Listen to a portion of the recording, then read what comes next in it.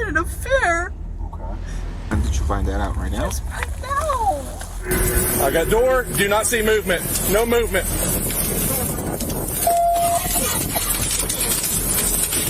Get out! Get out! Get out! Nobody was threatening anybody. We were fighting.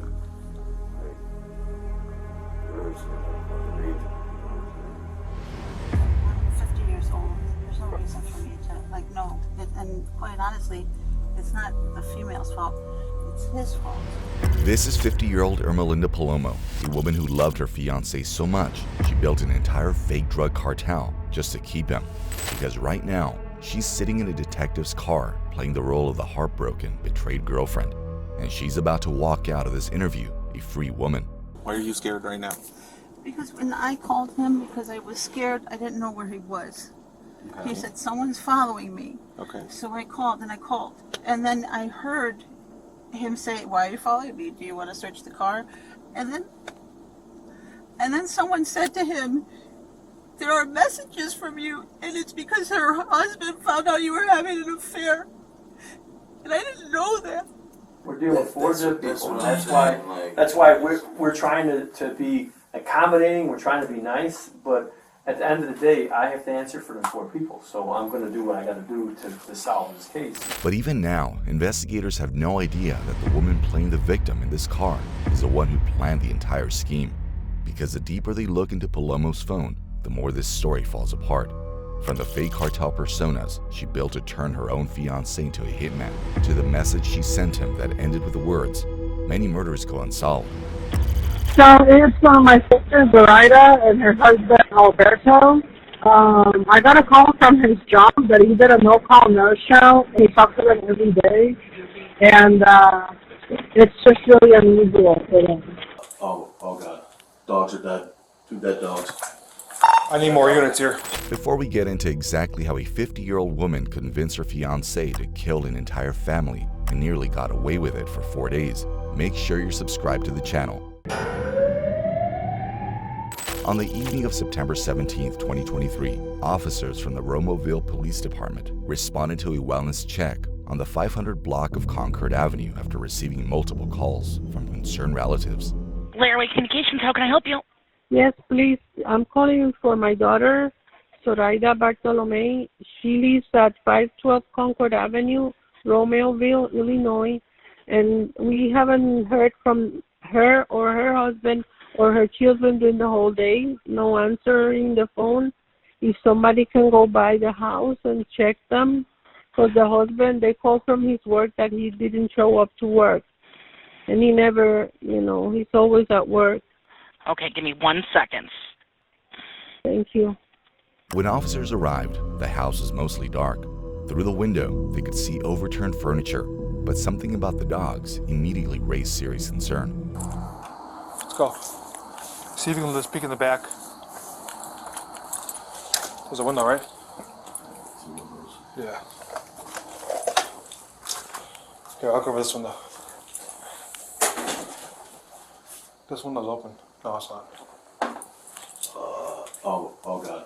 Dogs are dead. 2 dead dogs. I need more units here. Hold this.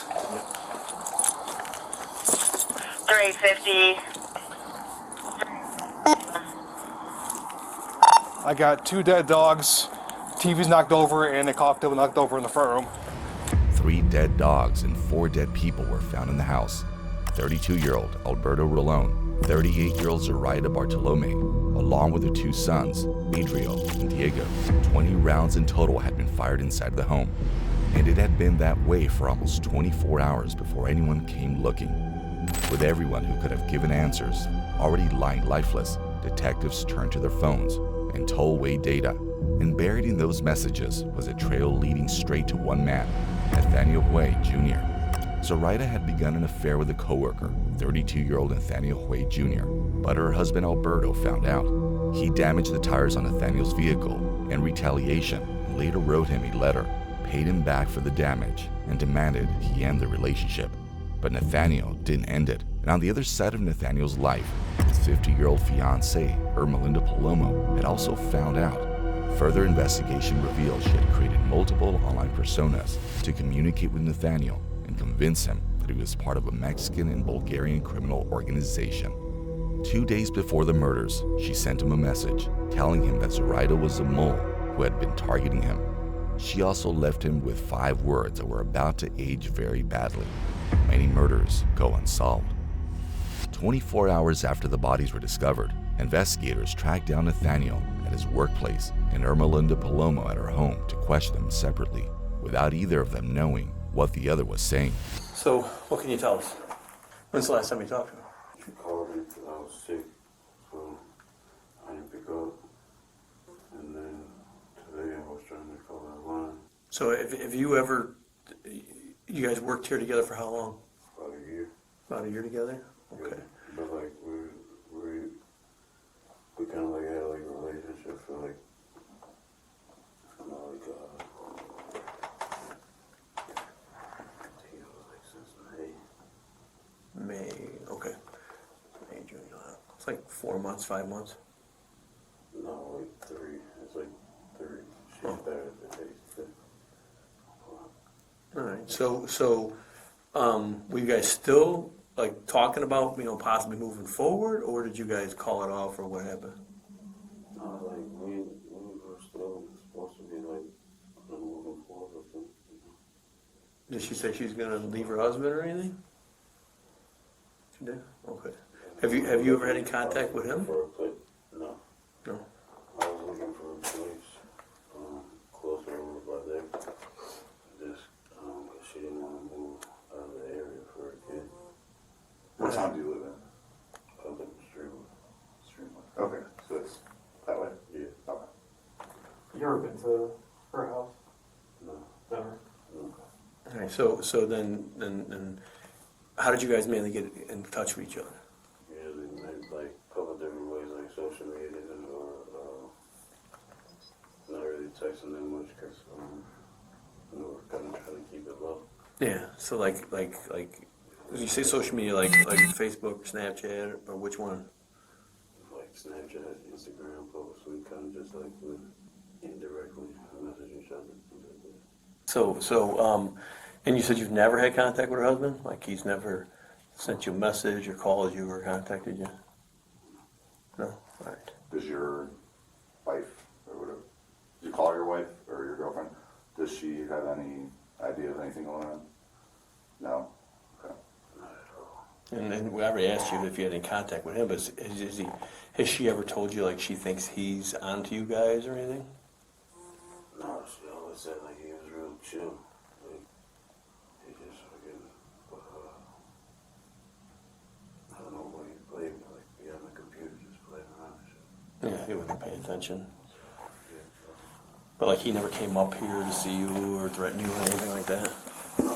Nathaniel is being surprisingly open about the affair. He admits to the relationship, the secret communication, the plan to eventually move in together. What he won't talk about is the night of September 16th, and that one thing is about to blow the case wide open. I gotta ask, did you have anything to do with this?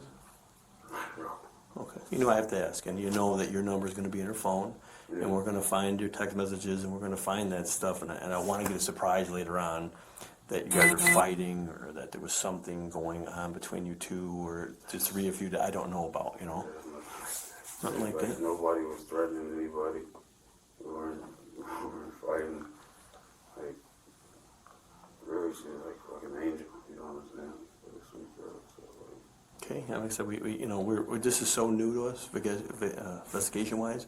We have tons of videos to go through, and license plates, readers, and like text messages, Snapchat messages, and all that stuff. So it's so in the beginning of this investigation that we're just kind of reaching out to talk to all her family, friends, and everybody like that. And that's why we're here talking to you. And I just hope, in your head, if you could think of something like, oh, you guys should know about this, it's the time to tell us now before we find it later on, in the computer, or we find it in a phone message or something. no, I didn't really know a whole lot about Is there anything you think that we didn't ask you? Something like, is there anything that you think of that I didn't ask you, like questions that, or something that you want to tell us that we didn't ask you about? Like, I don't know. Did she ever tell you you know, I'm worried, I'm scared of my husband, or I'm worried, I'm scared of a neighbor. He didn't seem like threatening. The reason like we were like really like taking everything like really slow is because like he just seemed like he was like just a pretty nice, easygoing guy, but like just kind of one of those things of like, you know, she's not happy, you know, so it's, but like he was good to the kids and shit, so. It's like you see on TV, there's always this pain and perception. And like you watch court TV, or if you watch like a movie and you see where like the cops are always like, you know, you lied to me, you this, that. The part of that problem is that if you know, you're looking at somebody to see if they're suspicious or if they had something to do with something, and they're like, oh, no, I didn't do this, I didn't do that, and then later on we find that they did, then what's our, you know, even a, you know, civilian's going to think, why would that person lie to me? Why would that person tell me something that wasn't true?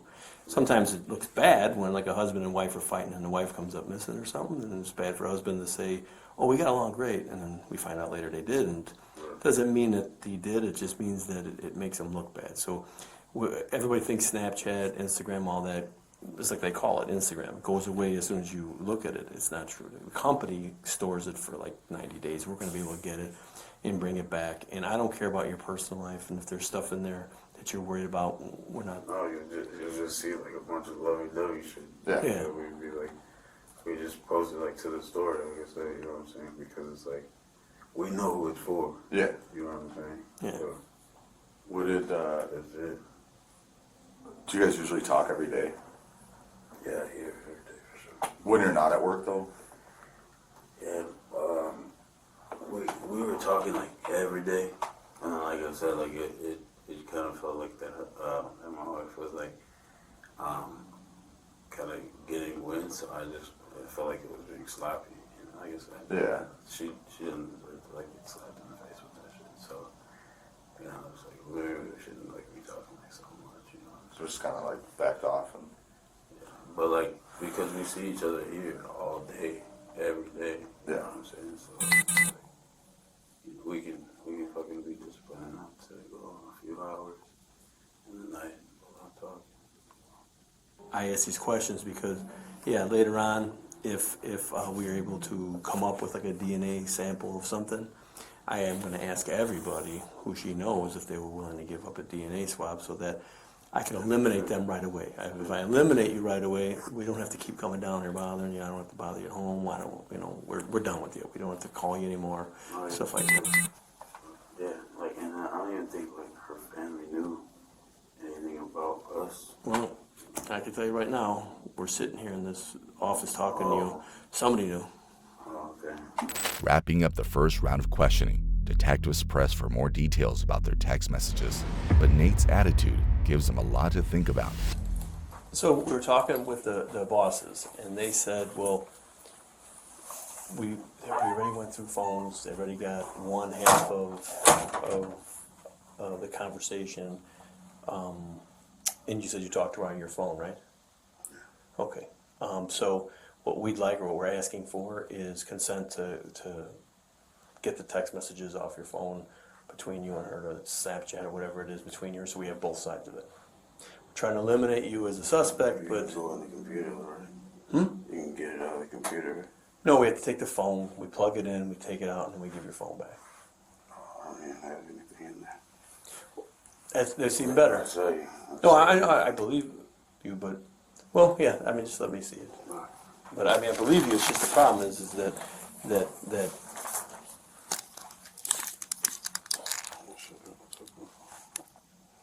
This is all I have right there from her. I didn't have anything back. oh, this from this morning? Yeah. Everything else, though, you'd have to grab it from the computer. Well, I mean, it would be on there. It'd be on your phone. You I can't. already deleted it. Still in the thing. In the works. In the catch. When you delete stuff, it's never actually. So let's just say you have like a 64 gig phone. You use about 58 of it. The rest is the catch. It stays in the catch. And why I asked is the bosses called right away. They were like, well, they're like, we'd like to see if we can get the stuff, you know, from your end back that way, and see if maybe or you know, maybe your husband got wind of it and pulled it off or something. So we just want to take a look. I mean, on our side of it, we can get a search warrant, you know, to go through the phone, and it's take a little longer. But on the fastest way would be consent, pull it off, and give your phone back. Than it would be to, and again, I explained to you earlier, I'm trying to eliminate you. Yeah. I mean, we have a deceased girl and her last fling or boyfriend or whatever is you, and I'm sure that you know, if you're an outsider looking in, who's your suspect? I mean, and so I'd like to eliminate that. I'd like to say, well, no, we went. I don't want to give up my phone. You know what I'm saying? I understand. I'm just really, telling you, it's. I completely understand what you're saying, and I'm not even trying to give you guys a hard time, but like taking my phone and all that, like, and you already told me like you can get it from. We can get her side of it. I can't get your side. That's the problem. So I can get her side of it. If you know where she's got her phone, I can get that side of it.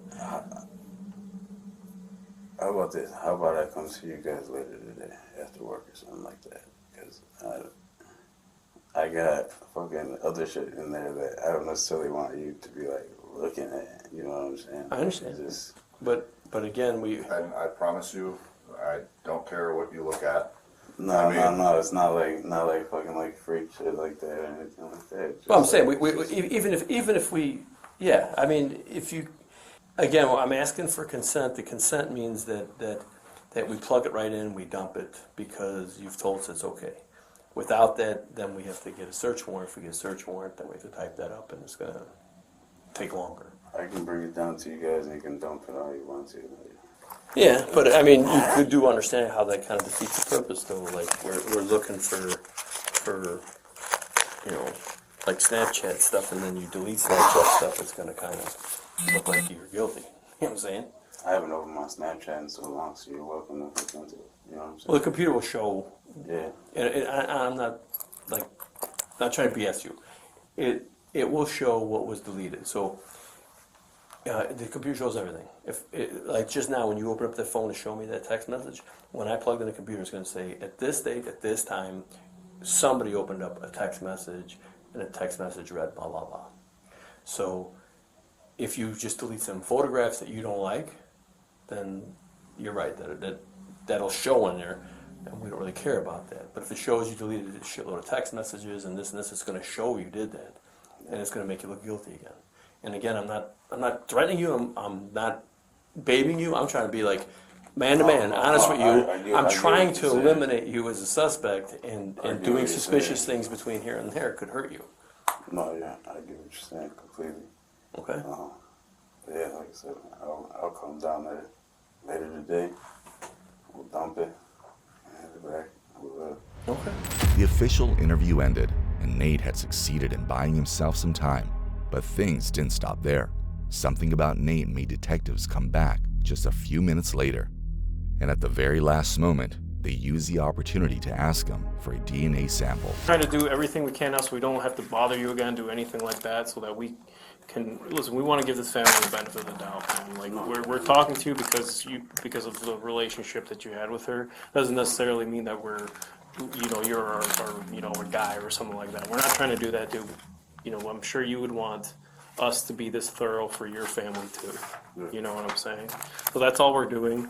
I do want to get some DNA samples, if that's okay. That's all right. And then, I'm just going to take, these are just like sterile cotton swabs. And I'm just going to rub the inside of your cheek. And you see it's never been opened before or anything like that.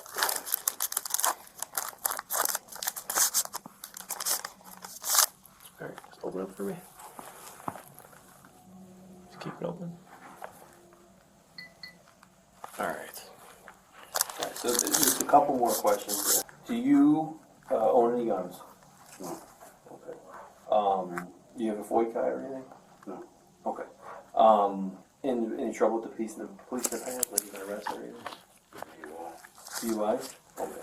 But nothing like no shooting, violent or anything? Yeah. Okay. All right. That's all done. Snapchat done. One last thing. before we drive out of the parking lot, will you give us consent to look in your Denali just for like blood or something? There's no blood in my car. I haven't done anything. I believe you, We believe but you. it's 100% believe you. so now we're at the point where we just got to check off everything off our list, so that there's, like I said, dude, you're in a relationship with her, and that's what we're going off of, okay? Yeah. And we want to be as thorough as possible, and part of being thorough is that we just want to take a look inside, because if we didn't do that, we wouldn't be doing our job. You know what I'm Pop saying? open the doors, we look around, there's no blood anywhere. What? I put down No, like that we got consent and that there's no blood in found in the car, and what reason, and think about this though on your side of it. Yeah. So I'll think about this as me. Yeah. What would be my argument later on if the police kept calling me or harassing me or kept saying that I'm the one? I'd be like, well, no, I let you look in my car. I gave you a DNA sample. There's no blood in my car. There's no bullet casings laying in my car. So what makes you think I did this? You know what I mean? Yeah. And before we told you, how I told you everybody's like a suspect, at some point we believe that whoever did this was after her, okay?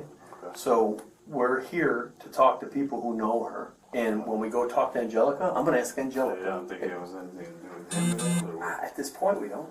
As the detective edges closer to cracking the case, Nathaniel suddenly needs to sit down. Deep down, he knows exactly what the police just asked for, and now he's trying to find a way around it. I don't care if you have dope in the car or anything like that. We just want to look around for blood.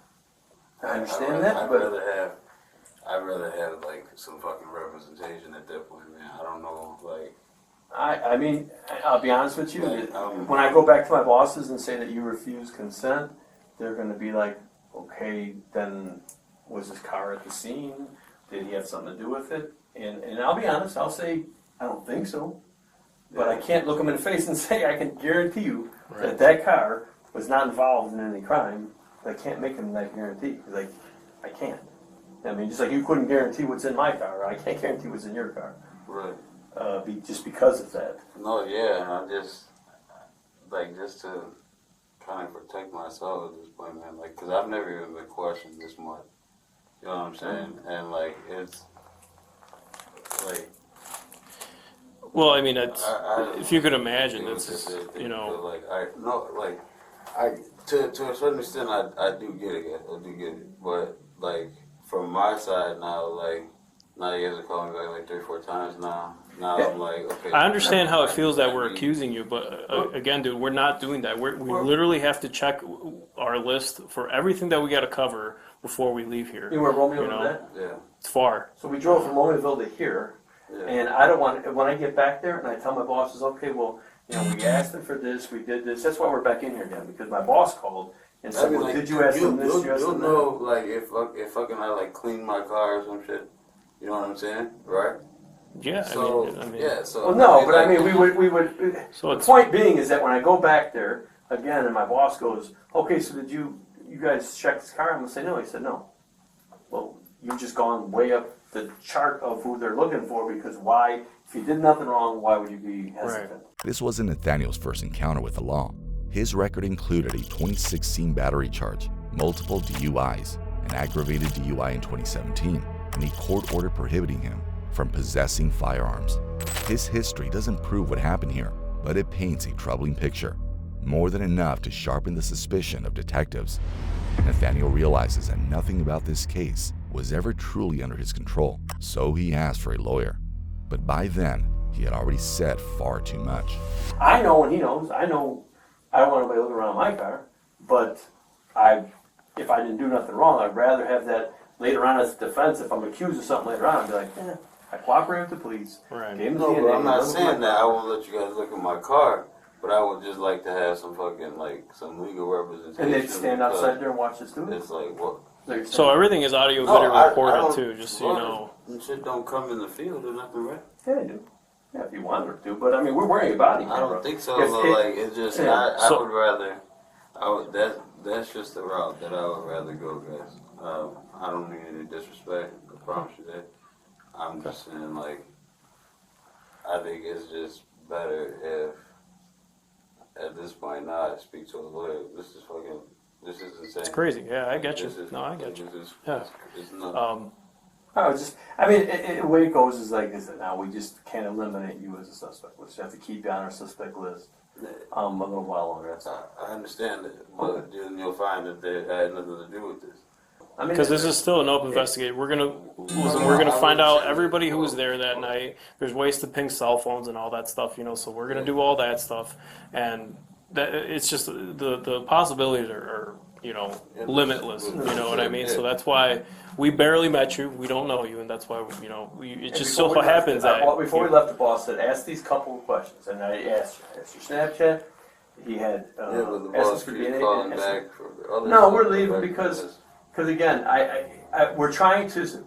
If you had, you know, endless 25, 30 people who are possible suspects, what would you do? You get rid of each one individually. Like, for sure this guy didn't do it. No, for I'm sure not. this guy didn't do it. So that's what we're trying to do.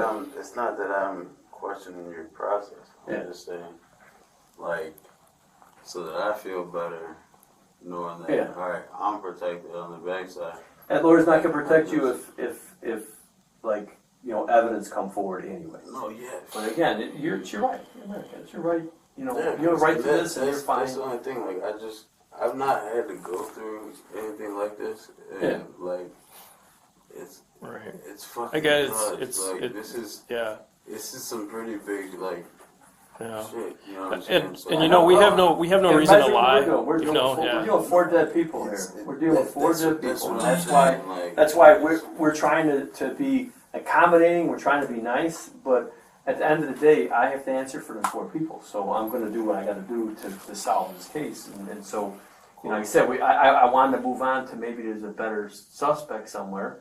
So we're just trying to move on. Yeah, but we. You know, you got my card.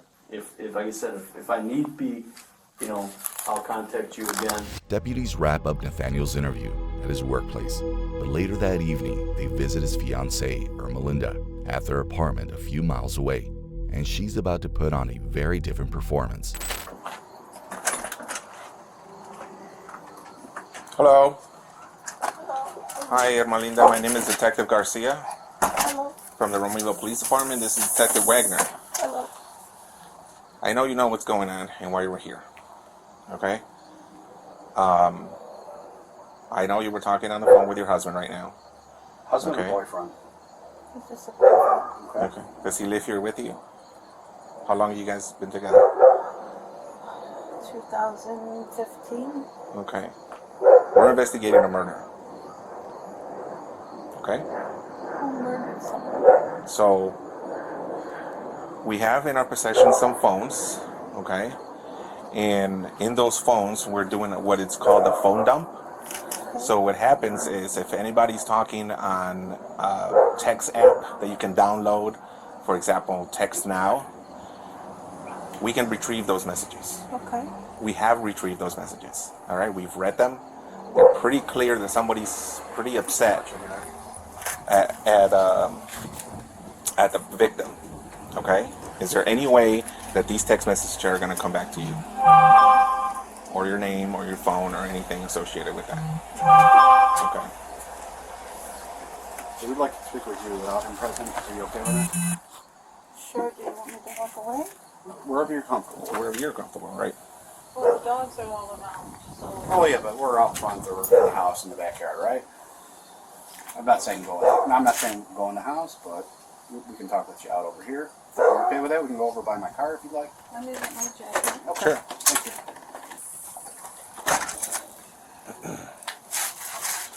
Are you comfortable talking here? I don't know. Why don't we go in my car? We can go in the car. We'll You're an adult. None of the neighbors are going to... We'll be in the car, the windows are tinted. You're safe with that? How long have you known Huey? Probably 2015. Okay. Why are you scared of him? Why are you scared right now? Because when I called him, because I was scared, I didn't know where he was. Okay. He said, someone's following me. Okay. So I called and I called. And then I heard him say, why are you following me? Do you want to search the car? And then someone said to him, the message is from you, and it's because her husband found out you were having an affair. And I didn't know that. You didn't know what? that he was having an affair. Okay. Did you find that out right now? Just right now. Okay. When's the last time that he had an affair? Oh, this is not the first time. No, it's not. Okay. When's the last time you knew he had an affair? When we first started dating. 2015? 2015 to maybe 17. You know what? His son was born and he said, I'm not having any more affairs. I'm not cheating on you. Okay. Stupidly. Okay. Do I know if he stopped? No, I don't know. Okay, so the last time you Well, hold knew? on. Okay. So then I had a party at my house. Mm-hmm. I fell asleep and apparently he said someone kissed him and that was all that. So I don't know, maybe it was 2019. Okay. And he said, no, she kissed me and that was it. Come on. We're all drunk. You know him better than we do, so. Anyways, he said that he... Do you trust him? Obviously, I can't trust him now, can I? But you said you believe he's had multiple or many affairs while you two have been together? I was hoping that they were done because I was hoping to trust because you have to... When you find out about him, like what happens? You guys get into arguments? Do you talk to the women that he's having affairs with? No, for what? I don't know. No. Leave your man alone kind of thing? No, I'm too old for that. I'm 50 years old. There's no reason for me to, no. And quite honestly, it's not the female's fault. It's his fault. Right. So, no. I mean, obviously you get upset over it. Well, yeah, I'm trying to hold it back right now. But like I said, I thought we went through years. I mean, yeah, I had said he was doing security, and I had said to him, are you cheating on me? And he said, no, you know what? They flirt with me, but I don't fall into that. What kind of security does he do? Like at clubs. Like a bouncer? Yeah. Okay. Is it armed security? No, I don't think he can carry arms there. Okay. Does he own guns? No. No. Ermalinda claims she didn't know about the affair, and she's too mature to control another woman. But her story starts falling apart when she describes seeing Zoraida's name on his phone at 4 in the morning back in July. I'm gonna give you a few names, all right? You tell me if you ever heard these names before. Sure. Bartolonsi. I was in his car, and on his thing, that name came up. I said, who is that? It was 4 in the morning. When was it? I don't know. I was with my cousin. He picked me up. I had been drinking. Was that this week? Oh, no, July, maybe? Okay, so what did he say that who was this person? He said nobody. It's a false call or something like that. And then But if it's saved in his contacts. Thank you. But you don't. I'm just not gonna fight with him, quite honestly, because fighting with him, I feel like he just sits there and he'll manipulate me. You're right. I should have done more. I don't know why. I don't have an answer to that. The only thing I can say is I'm broken, and you're right. I should be talking to a therapist. I'm sorry. What about a man by the name of Alberto Rolon? Have I ever heard of a man? Yeah. No. Okay. Have you ever met Zoraida? No. You seen a picture of her? No. So that name comes up to you because you saw it? Well, really, that name stuck in my head because that night I thought, are you cheating on me? Was the person calling? They're calling in. Okay. More than once. And it was a long name. I thought it was Bartholomew, actually. Mm-hmm. It was a long name, but... So when we asked your husband if he knew this person, Zoraida, he said, I've never heard that name. Why would he be lying to us? I don't know. Ermalinda admits she saw the name. She asked about it, and he lied, but she didn't believe him. So she chose to do something else entirely. According to police records, that was around the same time she started building the fake cartel personas, and the timing lines up perfectly with July. Sure are you that he doesn't have a gun? I'm actually very positive. Okay.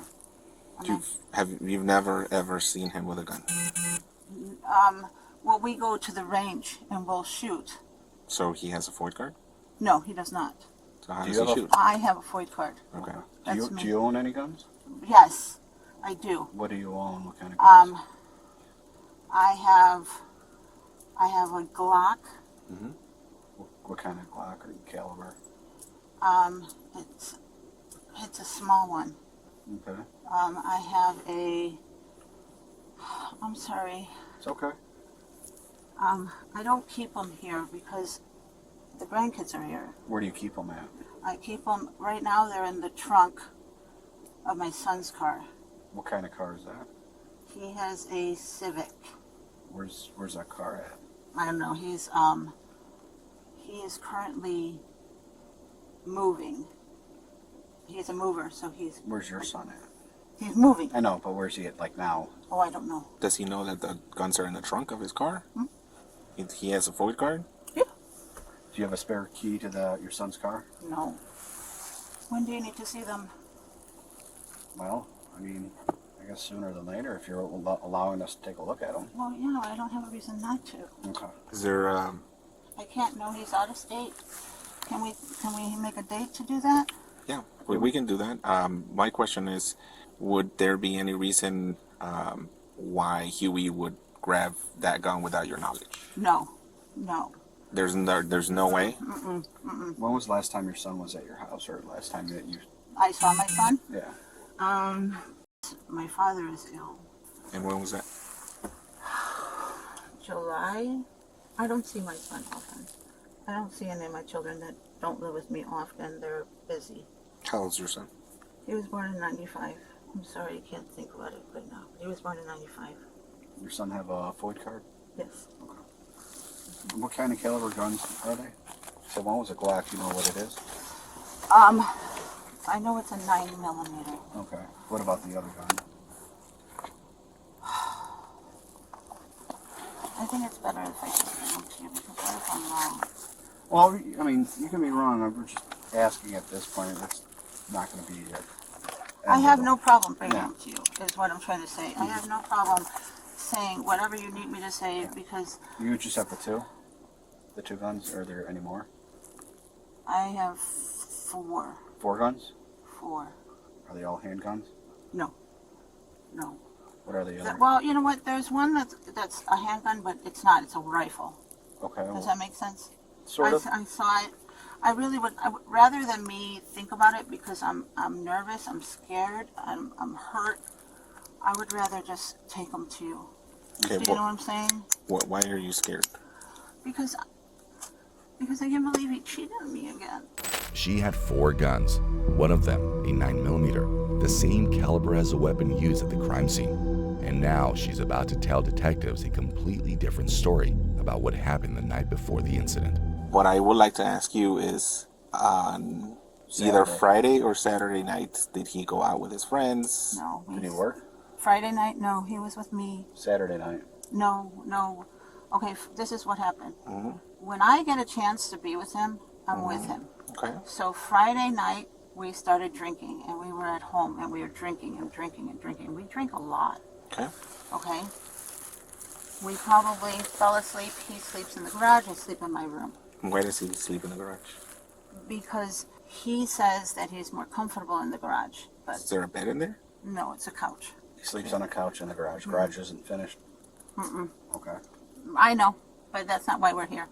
And I don't mean to be rude. No, you're not being rude at all. I'm just saying I'm not going to get in. Right. And now I know.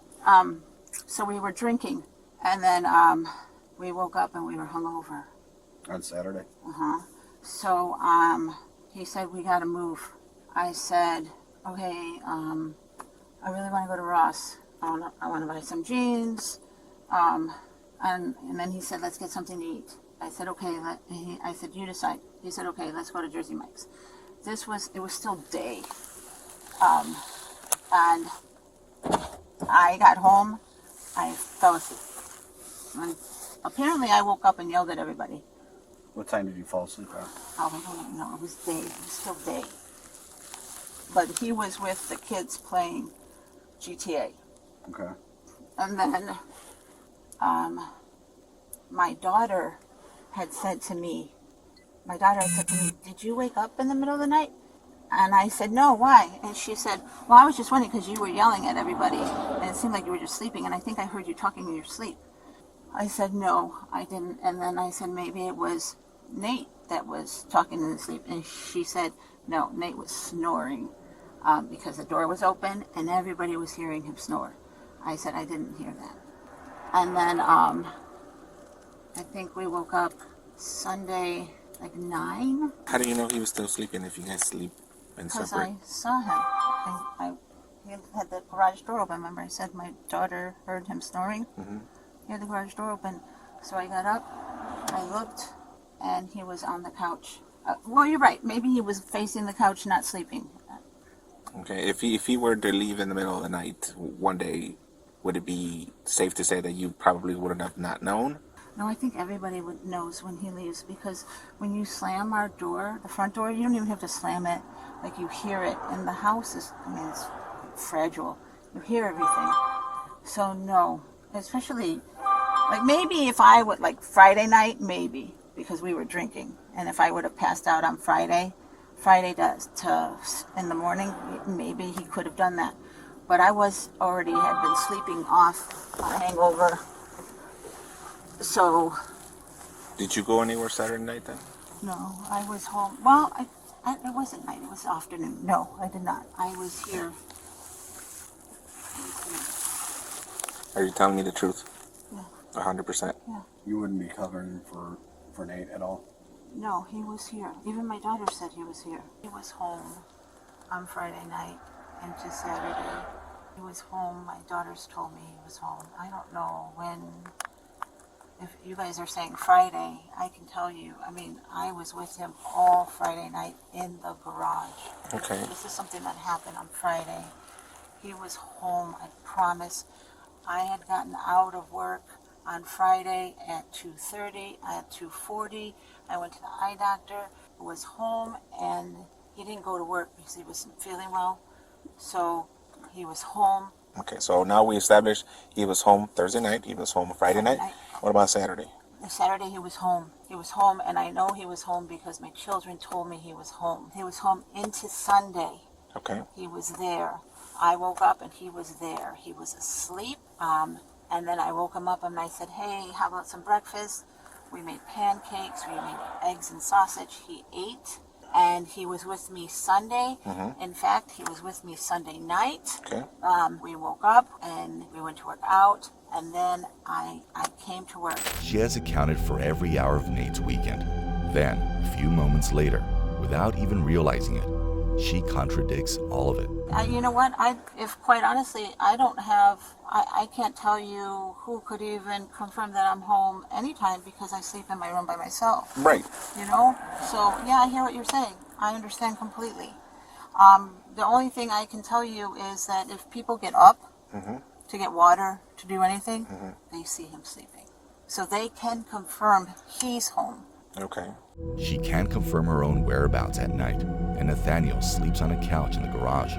For someone who just claimed she could hear him snoring through the open door, there are a lot of convenient gaps in her story, and the detectives spotted every single one of them. Remember when we first met you at the door, I told you that we had some text messages? Yes. With phone numbers, and we're going to find out who those phone numbers belong to. Is there any reason why those numbers would come back to you? Are you sure? Are those my numbers? I don't know that yet. We're looking into it, but what I'm saying is there any reason why they would come back to you? No. Because all that, if it's from the phone or if it's from like a third-party app, all that stuff we can look and get the subscriber information. Understand. And if that is in your name, the phones, it's going to come back to you. Yeah, no. Wait, you said in the beginning you told me that because it was like fighting? There's several numbers that have made some remarks that we're looking into who they are and what those numbers belong to, right? Gotcha. Now, if I then find out that they do belong to you and then you say, oh, yeah, about that, that's not going to look very good, right? Understand. So that's why I'm asking you right now. I don't know who those numbers belong to right now. Yeah, no. At the end of the day, both suspects were released, but investigators already knew about the Pinger app and the fake phone numbers. They went back to work piecing together phone records, tollway data, license plate reader logs, and vehicle infotainment data, all of which would trace a route from their location in Streamwood to the crime scene and back on the morning of September 16, 2023. They had the evidence. Now they needed the arrest. The next day, Nathaniel skips his polygraph, and Ermalinda is reported missing by her family. Detectives initially suspect Nathaniel may have abducted her, but just when they think they have it figured out, surveillance footage from a Walmart in Catoosa, Oklahoma, captured on September 20th, 2023, shows Nathaniel and Ermalinda together, smiling and seemingly without a care in the world. Officers from the Catoosa Police Department moved in. Knowing they were both guilty, they started tailing them. Once Nathaniel realizes they're being followed, he speeds off with Ermalinda in the car, leading to a high-speed chase that ended when the vehicle crashed. Then, gunshots ring out. Nathaniel shot Ermalinda before turning the gun on himself. Get out of the car! I'm afraid of murder-suicide. Yep. I got eyes on passenger door. It's not moving. I got door. Do not see movement. No movement.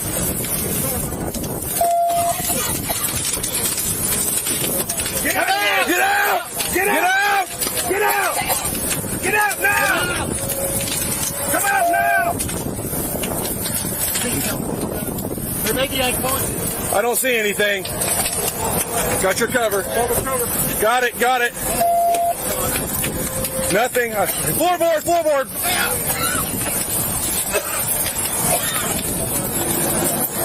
Get her. Got cover. Grab her belt.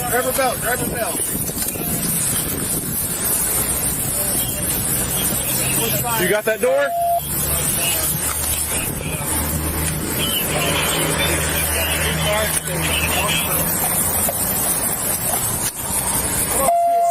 Can't see. Where's fire? Get fire extinguisher at least. Fire, go ahead and come up here. We need an extinguisher. Behind you. I got driver door.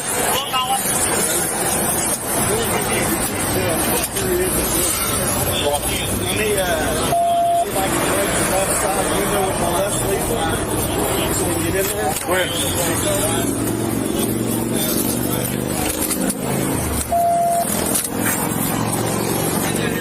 Got your back. Let's lethal.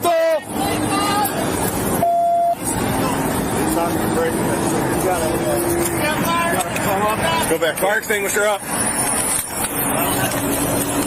got baton? No.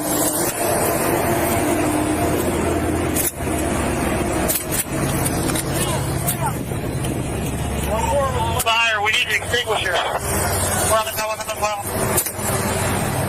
Get a baton!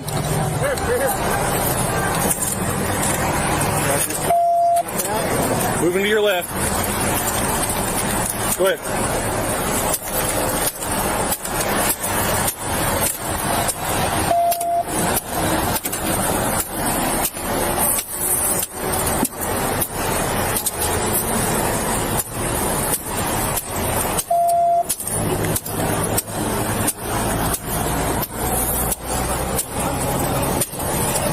God dang.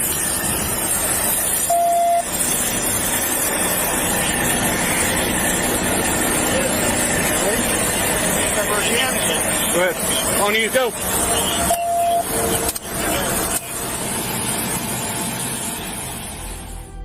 At the end of the day, both Nathaniel and Ermalinda were pronounced dead at the scene. The day before the crash, Nathaniel Huey Jr. had called his mother and told her he was the one who had killed the family in Romeoville. She called the police immediately. By then, investigators already had enough to make the arrest they had been building toward for 4 days, but they never got the chance. It would take detectives months to fully piece together the depth of manipulation and planning that led to that moment. What they uncovered was shocking. Ermalinda Palomo had spent several years constructing an elaborate deception to manipulate her own fiancé. She had driven him to the victim's home in the early hours of September 16, 2023, and waited in the car while he carried out the plan she had written. The case was officially closed. There were no trials and no sentences. Our hearts go out to the families of Alberto Rolón, Zoraida Bartolome, Adriel, and Diego, and to everyone who loved them. Thanks for watching, and don't forget to like, subscribe, and check out the video popping on your screen right now.